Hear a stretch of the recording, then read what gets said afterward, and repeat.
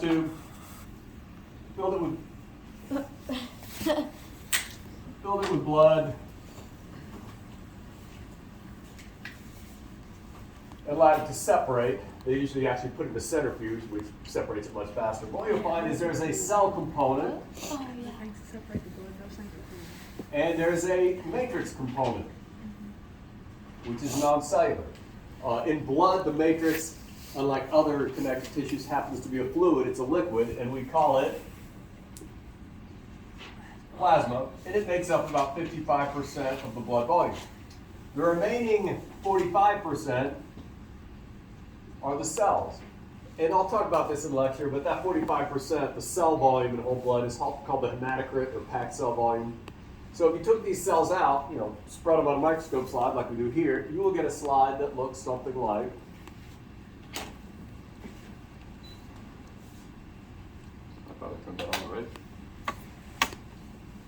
Where's our homegrown? like this.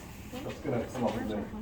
All I've done, I took photographs through your microscope of these blood smears, and I've got the different types of cell components labeled, most of them anyway.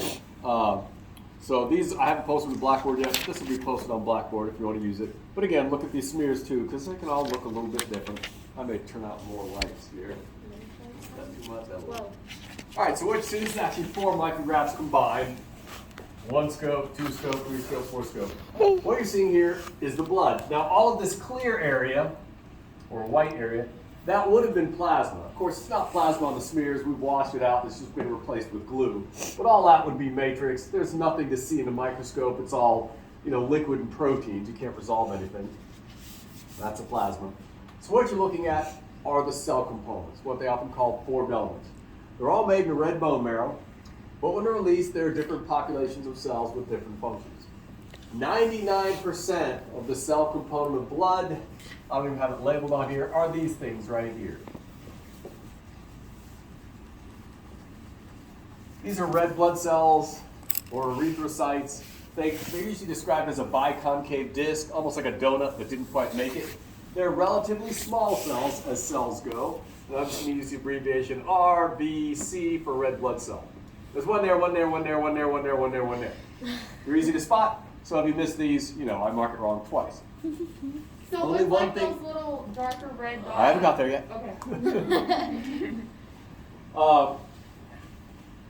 So these, again, red blood cells are a little odd. When they're released from the red bone marrow into the blood, most of their organelles are ejected.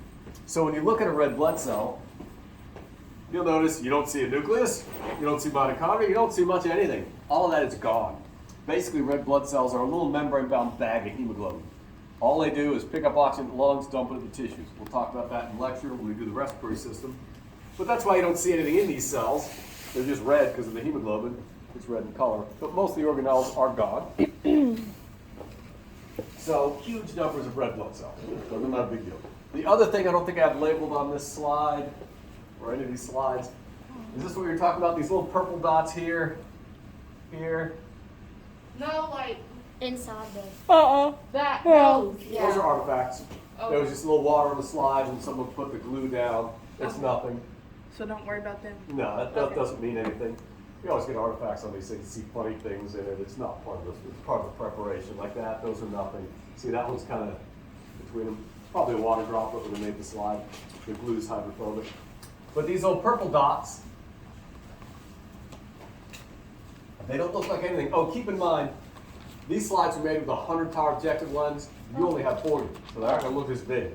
Typically with blood smears, you would look with oil immersion, 100-power objective lens. We don't even have monoscopes in here, so you're not going to get that much magnification. So these purple things, you'll see them, they just look like little specks. They are a cell component. They're platelets. Platelets play a role in blood clotting. They are membrane bound, but they're actually fragments of cells. There's a big cell in the red bone marrow, it's called a megakaryocyte. When it's released, it's not just fragments. And what you have, these little membrane bound packets of material, they play a role in blood clotting. You'll see lots of them in there. They don't look like anything but purple dots. So those are not labeled on any How are you slide. supposed to tell the difference between the neutrophil and the basophil? Well, now if you wait, then I'll get into the cells. All right, so you got red blood cells, you got platelets. They're not labeled, but they're easy to do. Okay. So, none of those will take you any time to figure out. The white blood cells are going to be the tricky ones. Is this 3 different 4 different 1, slides? 2, 3, 4, exactly. Okay, thank you. All right, I so was the like, white there's no blood way. cells are the other ones. There's one here, here, here, here. These are much less numerous. It's less than 1% of all the cell components in your blood are white blood cells. So they're very, very rare compared to red blood cells. And the white blood cells, collectively they're called leukocytes, they play a role in infection fighting. There are different populations of white blood cells that tend to be used to fight off different types of disease and damage and parasites. Now, what you'll notice with the white blood cells, these are, unlike the red blood cells, these have not lost their nucleus. See the dark bluish black globs in the middle of these things? That's a nuclei. So white blood cells are nucleated. And what you're going to have to do, again, what you spend most of your time with, is identifying, there's 5 different types of white blood cells you can fairly easily identify from these slides. I'm going to go over them, tell you how you tell them apart, draw them a good picture here, show them on the screen. First of all, they'll take all the white blood cells and they put them into 2 populations. One group are called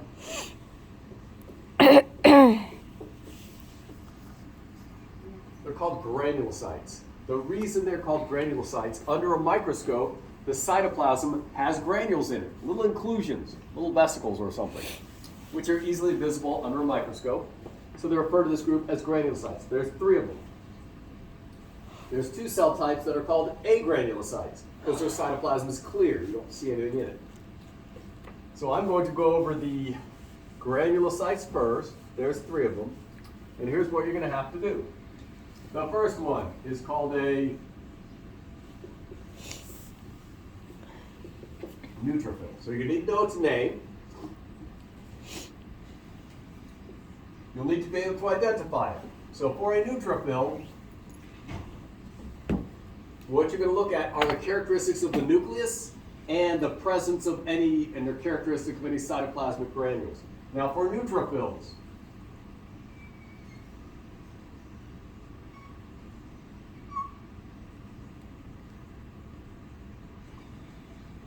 they have a weird nucleus. You know, normally when you see a nucleus, you expect a round or oval nucleus, right? That is not the case. This is a neutrophil's nucleus. Notice it has this big lobe, then a little string, then a big lobe, then a little string, then a big lobe. They have what's referred to as a multi-lobe nucleus. And it can be twisted all different directions. But you'll see a big clump of nuclear material, then a little, maybe a little bit of strand connecting, then another. Usually you have 3 or so lobes to this nucleus. That's a characteristic of neutrophils. Then, if you look in the cytoplasm, do you see anything in the cytoplasm? You know, this white area here, here. Do you see anything in it? Mm-mm. The answer is no. Now, this is a granulocyte, but at the magnifications we're using, does that cytoplasm pretty much look clear? Yes. You can't see the granules in neutrophils with our setup. They're too small, you can't resolve them. So they are technically a granulocyte, but there's nothing for you to see. You'll identify it first. You know, on a microscope, come lab time, lab quiz time, which will be, gosh, in 2 days, I'll have a pointer sitting here. And I'll say, identify that white blood cell. And you'll say, well, I'll say, identify that blood cell. You'll say, neutrophil. That's part of the credit. Then you need to know a couple other things. One, again, the reason they count these is if you are normal and not sick, you will have a certain number of each of these types of white blood cells in your blood. If you get sick, depending on what causes a sickness, some of these white blood cells will increase in number. Now, there are 2 ways you can look at the number and types of white blood cells to use diagnostically. The common one that you'll get in your clinics is a complete blood count. They count every single type of blood cell in a microliter of blood, and you get a number, like 10,000 or something like that. We're not going to do that. We have the equipment, but it's tedious. We're doing what's called a differential white blood cell count. Again, it's not used as common clinically. You do the complete blood count. But in a differential white blood cell count, it's faster. All you do is you randomly count 100 white blood cells. In a healthy, normal person, if you randomly count 100 white blood cells, 60 of them, or 60%, will be neutrophils. In a normal individual, healthy individual, this is by far the most common type of white blood cell. So you get about 60%. Now, if you pick up an infection, say a bacterial or a viral infection, neutrophils tend to increase in number. So the function of these neutrophils is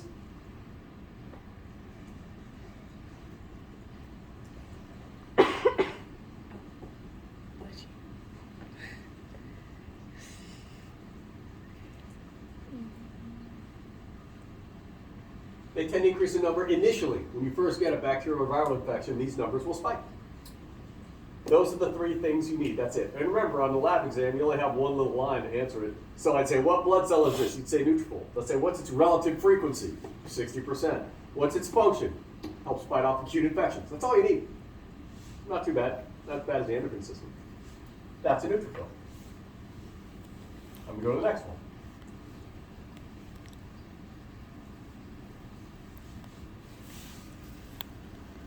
Granulocyte is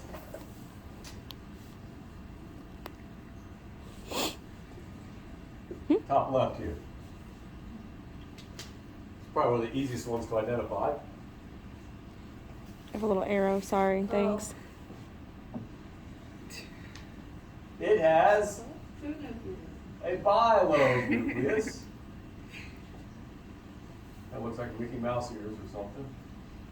They don't look connected on the slide though. They may not be. Again, depends on the orientation. It could be rotated.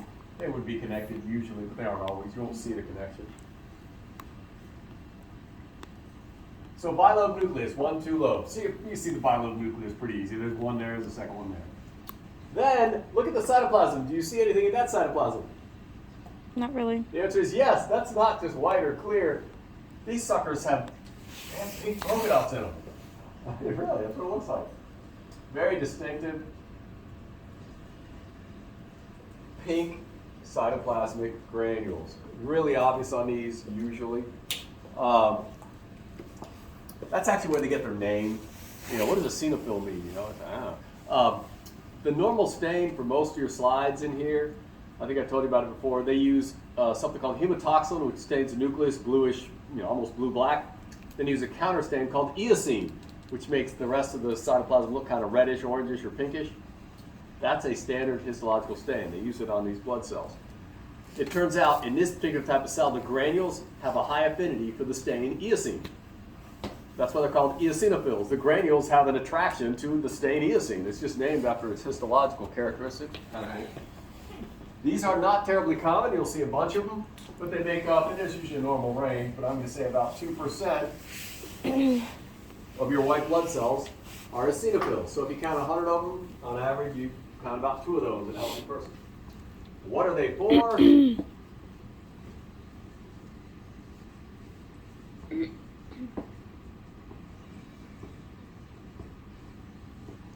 They tend to fight off parasitic infections, particularly parasitic worms. So if you have like schistosomes or something, which are a small blood fluke, you would expect to see an increase in eosinophils. Help to repel or fight off parasitic worms.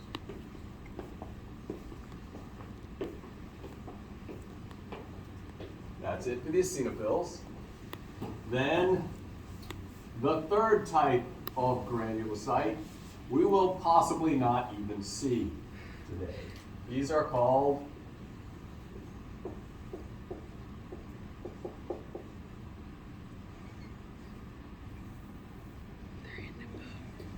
basophils. Typically there's 0.1% or less of your white blood cells are basophils, which means if you count 1,000 white blood cells randomly, you might find one of these. That's why we probably won't find one. For a couple of reasons. You might see one that could be a basophil, but keep in mind, if I'm going to ask you a basophil, I have to find one with good characteristics. Some of them I might say could be a basophil, but it means I'm not sure for, you know, it's not a good specimen. Let me show you a picture. I've only got one good picture of a basophil. Ooh. 346 has all of them. All right, basophils. Also have a bilobe nucleus, but it's usually much more compact. See, you kind of got a lobe here, and you kind of got a lobe here. So they're not as obvious as they are in eosinophils. The giveaway for this type of cell is if you look in the cytoplasm outside of the nucleus, do you see the little dark bluish black dots in there? That's the giveaway. Basophils have heavy blue or black stained inclusions in the cytoplasm. Keep in mind, those inclusions have to be in the cytoplasm. The nucleus can look pretty granular. That doesn't count. You have to see the dots outside of the nucleus. The nuclei, a lot of these will look granular. That's not what you're looking at. And what do these things do?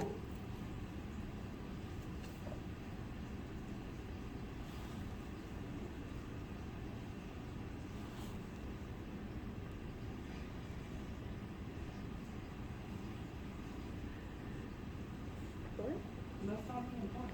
Histamine, They heparin. secrete histamine and heparin. What's histamine? You know what histamine is? Isn't that for? Well, antihistamine too. That's what yeah, what's an All right, antihistamine then. for? When you have inflammation and cold, you take antihistamines, right? Histamine causes local inflammatory response. You know, like when you're little and you're running down the sidewalk and you slip and you skin your knee, right? Where you skin your knee, it gets kind of swollen, gets warm to the touch, looks all red. That's inflammation. What histamine does, it causes the capillaries in that area to get very permeable, which means lots of liquid leaks out of the blood. That's what makes it swell up. It's warm to the touch and red looking because of the dilated blood vessels. And what this does, it kind of poofs up the area so other white blood cells can get to a site of injury, clear up the damage, debris, kill the bacteria, that sort of thing. The other substance is heparin. You know what heparin is? Heparin's an anticoagulant. This actually will dissolve blood clots. So at a site of injury, yes, you'll get blood clots, but too many of them tend to block other cells from getting, so it kind of digests excess blood clots in the area. Again, makes it easier for other white blood cells to get in and clear it up. We use heparin in medical equipment. When you're drawing blood, that sort of thing, there are always heparinized tubes, heparinized syringes. That's why. When you put the blood in those containers, it won't clot and turn into a solid on you, which is really hard to work with. Now, another thing to keep in mind, these white blood cells, they are able to squeeze between the endothelial cells and they move out of the circulatory system. They can move like an amoeba. When they leave the circulatory system, some of them are much more active outside of the circulatory system than they are in the blood. Basophils are an example. Once they leave the circulatory system, I think they then call them tissue mast cells. They actually secrete a lot more histamine and heparin when they leave the circulatory system. So these things can be in or out of the blood. You know, when you get a site of injury, that pus that accumulates, that's all the white blood cells going to that site of injury. So you might see one of these, but they're not common. And if you're guessing on an exam, just an idea, if you're not sure what it is, probably don't guess this. There's a chance of me finding one when I'm setting up the exam. It happens from time to time, but it's hard to find them.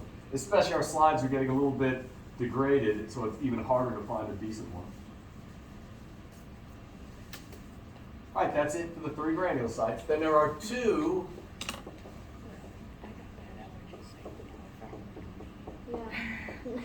agranulocytes that have no granules.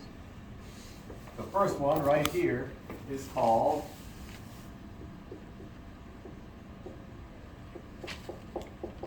a lymphocyte.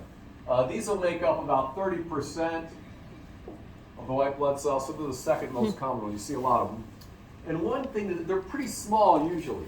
Now you don't have a spectral micrometer, so you don't know how big something is, but you can kind of compare it to the surrounding red blood cells. Typically the lymphocytes may be a bit smaller compared to the other white blood cells and the surrounding red blood cells. And the other characteristic, these things have a huge oval or round nucleus. It takes up most of the cell's volume. So this whole thing right here is the nucleus. You'll just see a little crescent of clear cytoplasm off to one side. And that cytoplasm will be relatively clear, shouldn't have any granules in it.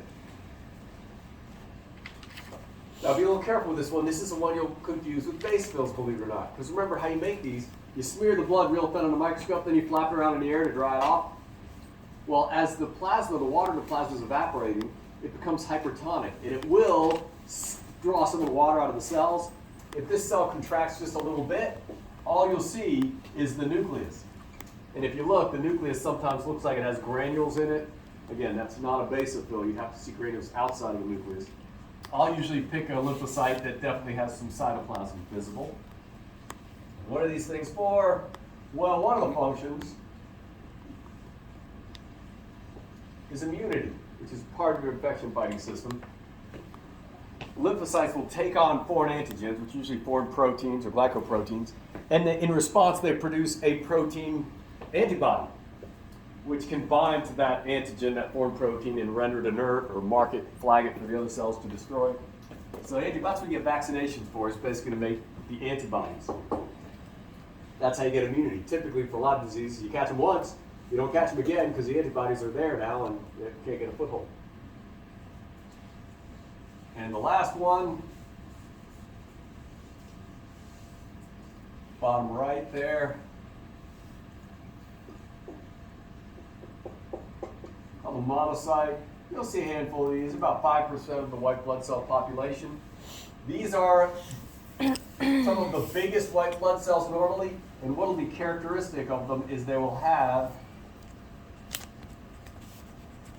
the good ones anyway, they don't always, but a good example will have a bean-shaped nucleus. See, it's not round or oval, this one even is kind of kidney bean shaped. And it's a big, heavy nucleus. It's not like a bunch of beads on a string like a neutrophil. It could be U-shaped, but it's lumpy. You know, this neutrophil kind of has a U-shaped nucleus, but it's not as massive or heavy as the monocyte. So these will be big cells, big bean-shaped nucleus, clear cytoplasm, so you don't really see much anything in the cytoplasm there. And what do?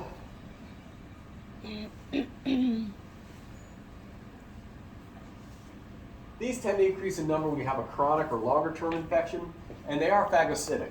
That is, they'll engulf bacteria, viral particles, ingest them by phagocytosis, and degrade them with their lysosomes. Again, these have most of their activity when they leave the circulatory system. When they're outside of the circulatory system, you'll see them referred to as macrophages, but it's just a monocyte that left the circulatory system, but they become much more active once they've left the circulatory system. Phagocytosis. It engulfs it too. Cell eating, and Okay. ingest things. I'll eat fragments of cells, bacteria, that sort of thing. Then, like I said, I'll post this on Blackboard. It's got pictures of them all. I mean, down the bottom here, that's a nice eosinophil there. You can see the pink polka dots. I even put a quiz at the back. Wow. It's like 12 years old. Quiz? It's still on there. You know, you just identify. What's this one? The first one. A Lymphocyte. lymphocyte. How about this one down here, number 3? Neutrophil. Neutrophil. This one up here, it's not a very good one, but it's big, and it's got this big, funny-looking nucleus in it. That's a monocyte. It's not a bean-shaped nucleus, but that's what it is because of its size. How about this one here? Neutrophil. How about this one with the pink polka dots? That's lymphocyte. Eosinophil. How about these two? Neutrophil. Neutrophil. This one over here? That's Monocyte? bean-shaped. Monocyte. I know what a monocyte is. Basophil. See the granules? Oh, how about this one? Eosinophil? Eosinophil. It's got pink polka dots. This one, multi-lobe nucleus, that's a neutrophil. All right, there's answers even. I'll try and remember to post this to Blackboard this evening. Are you gonna